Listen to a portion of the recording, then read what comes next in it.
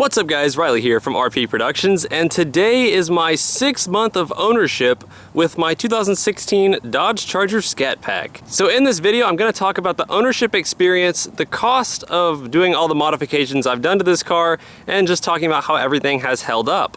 So as I said before, I have owned this car for exactly 6 months. Today is September 17th. I bought this car on March 17th, 2016, so it's my 6-month anniversary. Happy 6 months to me and Bay right here. And throughout that 6 months, I've put on 10,400 miles on the car.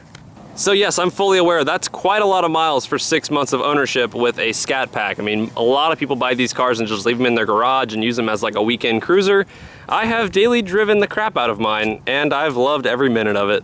So I guess I'll start this off by talking about what has been bad with the car. So right off the bat, the #1 complaint I have with the car is my whole entire remote start issue. Now, if you've been following the channel for a while, you know exactly what I'm talking about. But for those of you who are new, or this is the first video you have seen, when I try to remote start my car,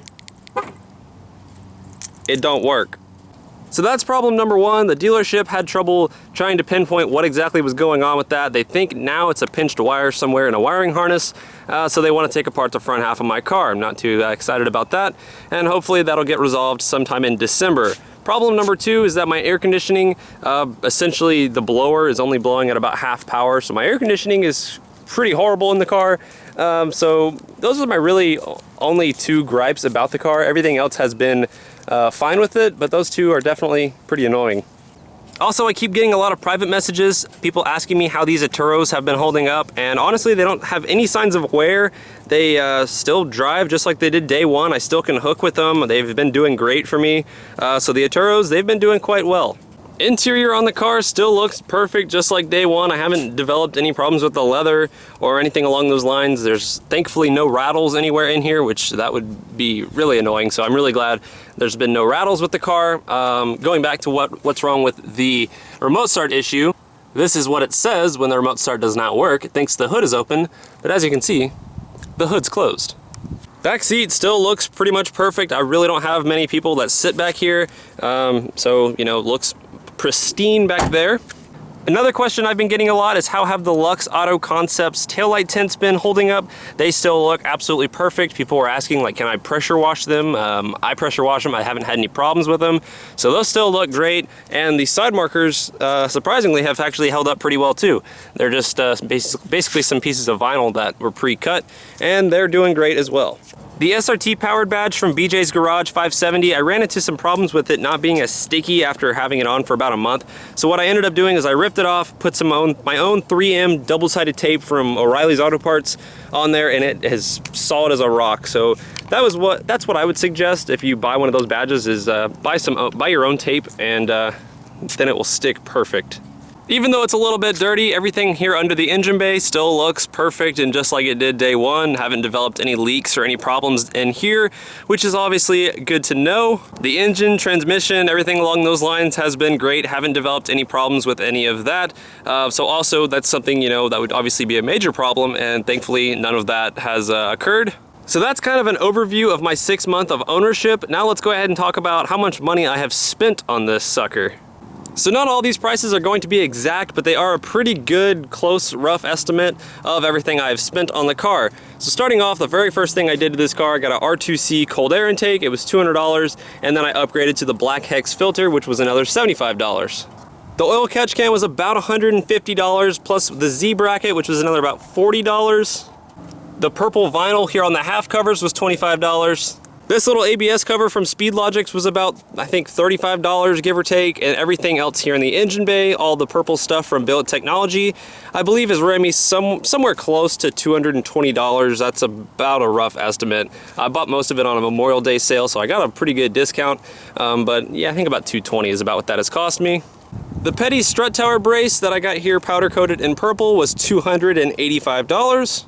And I think for now that covers everything here in the engine bay, although there will be some more stuff coming pretty soon that should make it look a little bit better in here. The black center caps for the wheels were $80 on eBay, and the locking lug nuts were $70 from Discount Tire.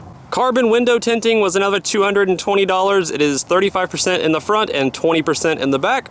The SRT powered badge I mentioned earlier was about $40. The LED interior light conversion was about $90 from Diode Dynamics. Pretty much every light on the interior of the car and the trunk is all LEDs. The RP Productions badge here on the dash and the purple push to start button ran me about $50 from Nate, who owns Rebadge Design on Instagram and his website, and I made a video talking about the install process of those. The SRT powered front and rear vinyl door sill guards ran me about $30 from Clean Cut Decals. The color changing daytime running lights from Diode Dynamics with the lights themselves and the install, it's run me somewhere between $450 to $500. Thankfully, I haven't had any issues with those. They've still been holding up great, and I'm glad to see that they are working properly still. The satin black hood and roof wrap has cost me about $400. I had originally bought two Nitto 555 G2 summer performance tires for $375. Thankfully, I got those on a pretty good deal, which I turned around and sold them for $200 because they were just absolute horrible tires for this car. So then I bought these Turo AZ 850s for $230. So someone can do the math on that, but I haven't really spent too much on tires, even though I've got to experiment with two different types. I spent about another $40 combined with the side marker blackouts and the rear taillight tints. Also, that glorious muffler delete cost me about $140 at my local exhaust shop.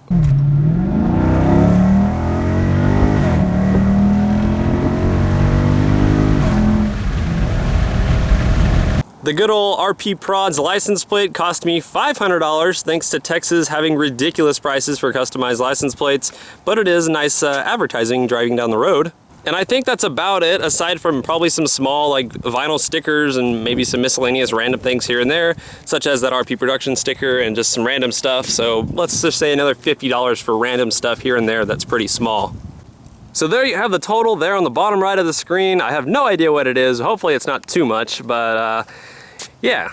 So I still have more plans for this car. I'm not quite sure if I want to do anything as far as power adders go, but I still do have more appearance mods such as a front splitter and some random things here and there for the engine bay.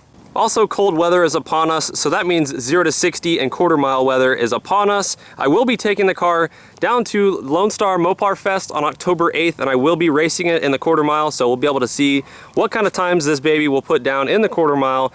Should be fun to drag race this. Fuel cost, I don't really have an exact amount. I would say I probably fill up once a week, and it costs about $40 to fill up. So out of 6 months, I mean, I don't know, I'll do the math somewhere there, but you can see an estimate on how much I've spent on fuel. Overall, the ownership on this car has been extremely positive. I've had a ton of fun with it. It's really cool having, you know, it's gonna sound dumb, but having a purple car and have people recognize you for that, and people come up to me at car shows and be like, hey, I found you on YouTube. You're the guy with the purple car. I'm like, yeah, I am that guy with the purple car. And it's just been really cool.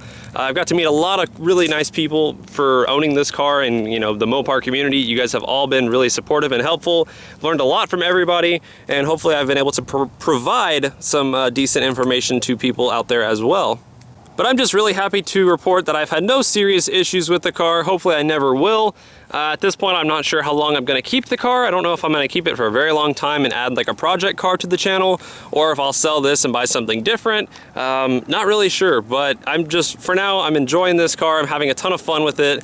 It looks badass. It's fun to drive. It's a great daily driver for me, wanting a, you know, fast, performance-oriented, I guess, sports sedan. I've really enjoyed having this car. So that right there pretty much sums up my 6 months of ownership with the Scat Pack. Like I said before, most of it has been totally positive, and I've really enjoyed it. And I hope you guys have enjoyed watching the whole process of the car and just the channel and everything that's happened. The channel has grown tremendously since buying the car, so that means I guess it's doing something right. You know, it's really cool to see how everything has progressed, and I can't thank you guys enough for all the support and everything that you guys have done for me.